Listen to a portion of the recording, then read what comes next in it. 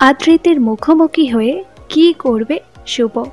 সম্প্রতি শুভলক্ষ্মী এসে পৌঁছেছে আকাশের বাড়িতে। আকাশকে সে জানিয়ে দিয়েছে তার জীবন জুড়ে রয়েছে আদ্রিত। কিছুতেই আকাশকে আপন করে নিতে পারবে না সে। শুভর এই সিদ্ধান্তকে সম্মান জানিয়েছে আকাশ।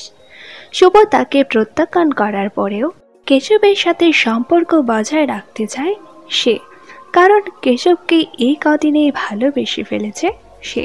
অন্যদিকে এত কাছাকাছি এসেও একসাথে দেখা হয়নি শুভ এবং আদ্রিতের। তবে খুব শীঘ্রই তাদের দেখা হতে চলেছে, কিন্তু সেই দেখা খুব সুখের হবে না।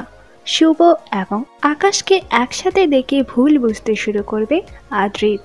আদ্রিতের মনে হতে থাকবে আকাশ এবং শুভের মধ্যে কোনো সম্পর্ক রয়েছে, কিন্তু সেই সমস্ত ভুল বোঝাবুঝি দূর করে কি করে তারা আবার একসাথে হয় সেটাই দেখার।